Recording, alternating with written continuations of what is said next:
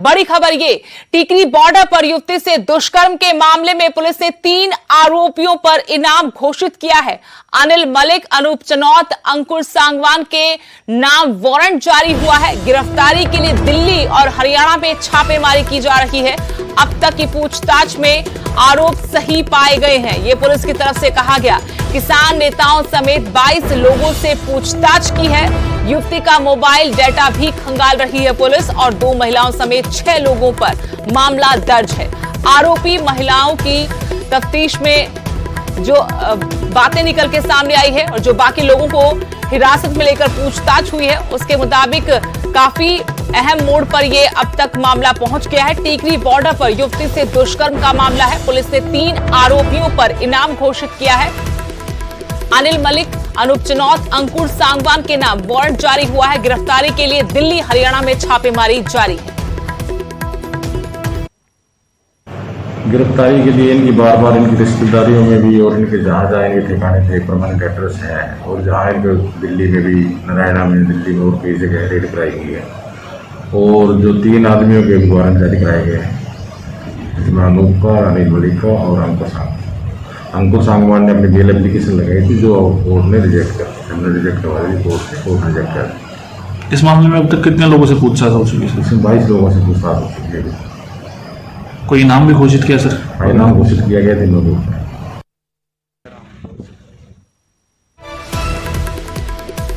और जानकारी लेंगे झज्जर से मेरे सहयोगी प्रदीप धनखड़ जुड़ गए। प्रदीप, काफी गंभीर आरोप लगे थे और एक बार किसानों की तरफ से इन आरोपों को बेबुनियाद बताया था, लेकिन पुलिस अब कह रही कि सबूत है और काफी गंभीर मोड़ पर यह मामला पहुंच गया है। क्या जानकारी है? बिल्कुल सुदेश, किसान आंदोलन के दौरान बंगाल की युवती से दुष्कर्म के मामले में फिलहाल झज्जर पुलिस ने 3 आरोपियों के ऊपर जो 25-25 हजार रुपए का इनाम रखने की घोषणा की है। साथ ही मैं बताना चाहूंगा कि जो युवती के पिता थे उसने सिर्फ 2 लोगों को आरोपी बताया था, जिसमें अनूप चनौत और अनिल मलिक शामिल थे, लेकिन अब तीसरे व्यक्ति का नाम भी यहाँ पर सामने आया जिसका नाम अंकुर सांगवान है। तीनों की गिरफ्तारी के लिए पुलिस ने वारंट जारी कर दिए हैं। साथ ही मैं बताना चाहूंगा कि जो पीड़िता थी उसके पिता के बयान के आधार पर 6 लोगों के खिलाफ मामला दर्ज किया गया था, जिनमें से 2 महिलाएं थी। दोनों महिलाएं तफ्तीश में शामिल हो चुकी हैं। साथ ही एक जो अन्य आरोपी बचा है उसको भी नोटिस जारी किया गया है पूछताछ में शामिल होने के लिए। उसे जो नोटिस है वो भेजा जा चुका है। फिलहाल पुलिस पूरे मामले की जांच कर रही है। एसआईटी का गठन किया गया है और एसआईटी के इंचार्ज हैं डीएसपी जो है पवन कुमार। उन्हीं से हमारी बात हुई। उनका कहना है कि जो प्रारंभिक तौर पर बातचीत में जो निकलकर सामने आया है उसमें जो आरोप लगाए गए हैं वो सत्य साबित होते दिखाई दे रहे हैं। किसान नेताओं के साथ साथ जो आरोपी हैं 2 महिलाएं हैं उनसे भी पुलिस ने बातचीत की है, जिसके आधार पर उन्होंने बयान दिया है। फिलहाल युवती का जो मोबाइल पुलिस को मिला था उसमें भी डाटा खंगाल रही है पुलिस। उसे फोरेंसिक जांच के लिए भेजा गया है। जल्दी उसकी रिपोर्ट भी सामने आने वाली है, जिसके बाद पता चल सकेगा कि कितने ये अहम सबूत जुटाने में पुलिस कामयाब हो पाती है। लेकिन प्रदीप, कितना इनाम घोषित किया है, ये जानकारी क्या पुलिस दे पाई है तीनों आरोपियों के बारे में? जी बिल्कुल, जो पुलिस है झज्जर पुलिस ने तीनों आरोपियों में अनिल मलिक शामिल है, अनूप चनौत है और अंकुर सांगवान है। तीनों के नाम पर 25-25 हजार रुपए की इनाम की राशि घोषित की है और तीनों के खिलाफ ही वारंट जारी कर दिया है और जल्द से जल्द गिरफ्तारी की बात पुलिस कर रही है। फिलहाल पुलिस का ये भी कहना है कि दिल्ली और हरियाणा समेत काफी सारे उनके ठिकानों पर, उनके घरों पर, रिश्तेदारों के यहाँ पुलिस छापेमारी कर चुकी है, लेकिन फिलहाल वो गिरफ्त से बाहर है। जल्दी उन्हें गिरफ्तार कर लिया जाएगा। जी प्रदीप, धन्यवाद जानकारी के लिए। तो टिकरी बॉर्डर पर बंगाल से आई युवती के साथ दुष्कर्म का ये मामला, इसमें 3 आरोपियों पर पुलिस ने इनाम घोषित किया है। अनिल मलिक, अनूप चनौत, अंकुर सांगवान, यानी अंकुर सांगवान एक और आरोपी बनाया गया है। वारंट तक जारी हुआ है। 25-25 हजार रुपए का पुलिस ने इनाम भी रखा है। वहीं जिन लोगों को इस मामले में हिरासत में लेकर पूछताछ की है उनके आधार पर पुलिस ये दावा कर रही है कि इस मामले में काफी महत्वपूर्ण सुराग अभी तक पुलिस के हाथ लगी है। अगली बड़ी खबर, दिल्ली की सीमाओं पर किसानों का प्रदर्शन जारी है। किसान नेता गुरनाम सिंह चढ़ूनी का इस बीच बड़ा बयान आया है। कहा अब यूपी और उत्तराखंड में बीजेपी नेताओं का विरोध होगा। संयुक्त किसान मोर्चा ने ये बड़ा ऐलान किया है। भारतीय किसान मजदूर फेडरेशन बनाने का भी ऐलान हुआ है। दूसरे राज्यों से आंदोलन में भागीदारी के लिए फेडरेशन बनेगा। 9 राज्यों के 38 किसान मजदूर संगठन इसमें शामिल होंगे, यानी यूपी, पंजाब, हरियाणा से आगे इस आंदोलन को ले जाने की रूपरेखा बन चुकी है। फेडरेशन बनाई जाएगी, इसके माध्यम से अलग अलग राज्यों में आंदोलन को पहुंचाया जाएगा। दिल्ली की सीमाओं पर लंबे वक्त से आंदोलन चल रहा है। 26 मई को इस आंदोलन को 6 महीने पूरे हुए हैं। किसान नेता गुरनाम सिंह चढ़ूनी का इस बीच में बड़ा बयान। अब यूपी और उत्तराखंड में बीजेपी नेताओं का विरोध होगा। पंजाब हरियाणा में पहले से ही बीजेपी के नेताओं का किसान विरोध कर रहे हैं। संयुक्त किसान मोर्चा ने बड़ा ऐलान ये भी किया है, भारतीय किसान मजदूर फेडरेशन बनाया जाएगा। दूसरे राज्यों से आंदोलन में भागीदारी के लिए फेडरेशन बनेगा। 9 राज्यों के 38 किसान मजदूर संगठन इसमें शामिल होंगे।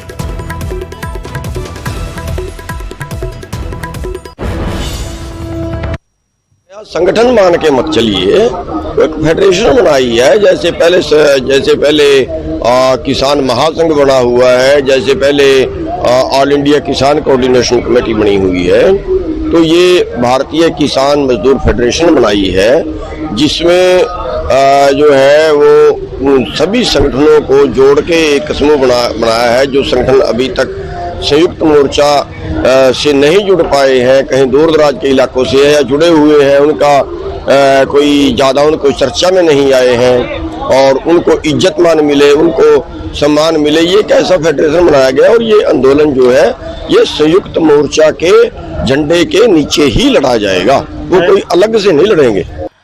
बड़ी खबर, रामदेव और आईएमए के बीच विवाद पर अब हिमाचल के पूर्व मुख्यमंत्री शांता कुमार ने बाबा रामदेव की पैरवी की है। शांता कुमार ने केंद्रीय स्वास्थ्य मंत्री से बात की है। रामदेव और आईएमए के बीच विवाद सुलझाने की मांग की है। शांता कुमार ने डॉक्टर हर्षवर्धन से फोन पर बातचीत की। रामदेव ने गांधी के सपने को साकार करने का काम किया। शांता कुमार की तरफ से कहा कि जिसे कोई नहीं कर पाया उसे रामदेव ने करके दिखाया। बाबा की बदौलत आज बच्चा योग से वाकिफ हुआ है। ऐसी शख्सियत को अदालतों में घसीटना दुर्भाग्यपूर्ण है। आपको बता दें कि आयुर्वेद और एलोपैथी को लेकर विवाद शुरू हुआ था। रामदेव ने एलोपैथी पर विवादित बयान दिया। इसके बाद आईएमए के ऐतराज से मामला काफी बढ़ता चला गया। रामदेव हालांकि एक बार माफी मांग चुके हैं, लेकिन फिर से अपनी बात से मुकरते हुए उन्होंने दावा किया था कि कोई उन्हें गिरफ्तार नहीं कर सकता। अब इस सारे विवाद पर हिमाचल के पूर्व सीएम शांता कुमार ने बाबा रामदेव की पैरवी की है और शांता कुमार ने केंद्रीय स्वास्थ्य मंत्री से भी बात की है। रामदेव और आईएमए के बीच विवाद सुलझाने की मांग की है। शांता कुमार ने डॉक्टर हर्षवर्धन से फोन पर बातचीत कर कहा, रामदेव ने गांधी के सपने को साकार करने का काम किया है। जिसे कोई नहीं कर पाया उसे रामदेव ने कर दिया। बाबा की बदौलत आज बच्चा योग से वाकिफ हुआ है। ऐसी शख्सियत को अदालतों में घसीटना शांता कुमार ने दुर्भाग्यपूर्ण करार दिया।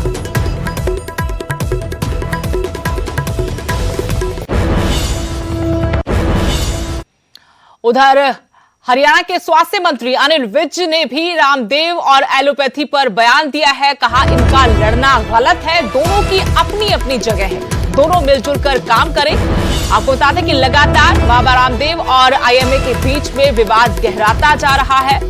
सोशल मीडिया पर भी लगातार इस मसले पर लोग अपनी राय रख रहे हैं। वहीं अब कहीं न कहीं बीजेपी नेताओं का साथ रामदेव को मिलता नजर आ रहा है। हरियाणा के स्वास्थ्य मंत्री अनिल विज ने रामदेव और एलोपैथी पर कहा कि इनका लड़ना गलत है, दोनों की अपनी अपनी जगह है, दोनों मिलजुल कर काम करें।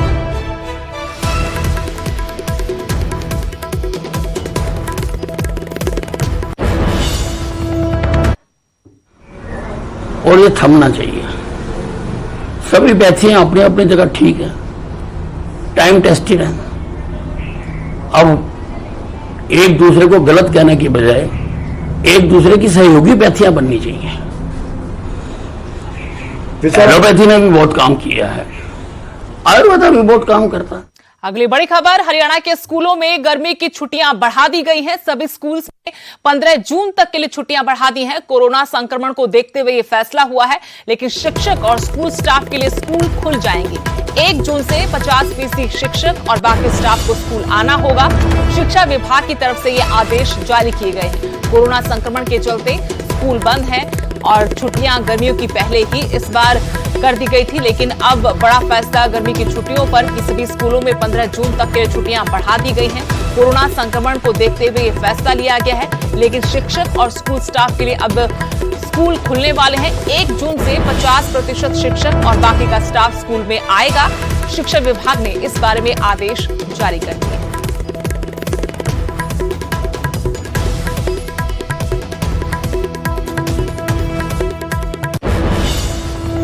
भर में कोरोना की दूसरी लहर की रफ्तार कुछ कम हुई है।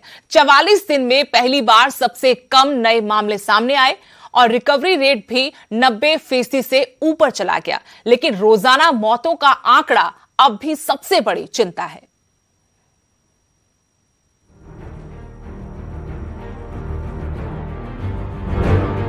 चौबीस घंटे में 1,86,000 नए मामले, 44 दिन में पहली बार सबसे कम, 24 घंटे में 2,59,000 हुए रिकवर।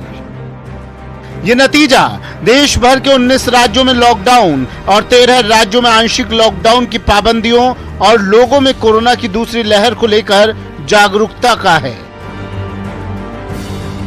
इसमें हमारे हेल्थ वर्कर्स, फ्रंटलाइन वर्कर्स और कोरोना वॉरियर्स की मेहनत भी शामिल है। अब कोरोना के देश भर में 23,27,000 सक्रिय मरीज हैं।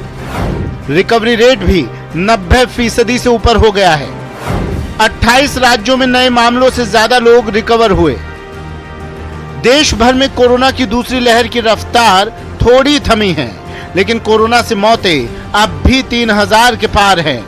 पिछले 24 घंटे में कर्नाटक में 476 और तमिलनाडु में 474, यूपी में 188 और केरल में 181, पंजाब में 178 और पश्चिम बंगाल में 148, दिल्ली में 117 और आंध्र प्रदेश में 104, बिहार में 98 और झारखंड में 19 लोगों की मौत हो गई।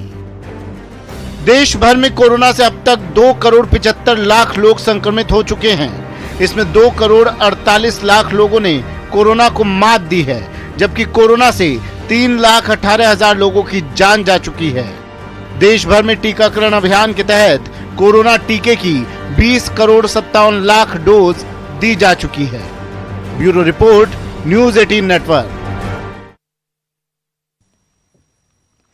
बड़ी खबर, हिमाचल में ब्लैक फंगस से 2 मरीजों की मौत हुई है। शिमला आईजीएमसी में इलाज के दौरान इन्होंने दम तोड़ा। हमीरपुर और सोलन से ये मरीज बताए गए हैं।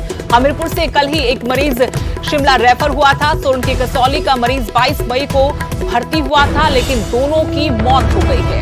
हिमाचल में ब्लैक फंगस से 2 मरीजों की जान गई है। शिमला आईजीएमसी में इलाज के दौरान इन दोनों की मौत हुई और दोनों के बारे में जो जानकारी मिली है, एक हमीरपुर तो दूसरा सोलन का रहने वाला था। हमीरपुर से कल ही ये मरीज शिमला रेफर हुआ था। वहीं सोलन के कसौली का मरीज 22 मई को आईजीएमसी में भर्ती हुआ था।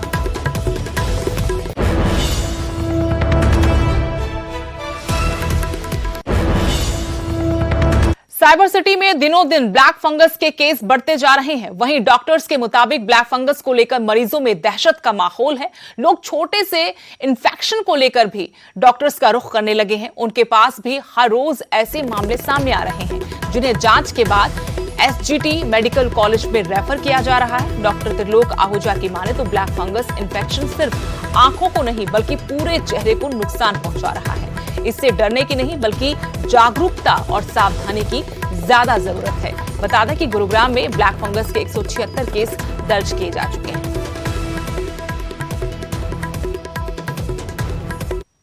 वो वैसे ही हमारी जो शुगर लेवल को डीरेंज कर देता है, खराब कर देता है, और जो स्टेरॉइड्स हैं वो भी हमारी इम्यूनिटी भी घटाते हैं और जो है और साथ में शुगर लेवल भी बढ़ाते हैं। तो उस समय में जो ये फंगस है हमारे शरीर के अंदर एंट्री कर लेता है नाक के थ्रू और लंग्स के थ्रू अंदर जाके ब्रेन के अंदर और पूरे ब्लड के थ्रू कहीं भी किसी भी शरीर के कोने में जा सकता है।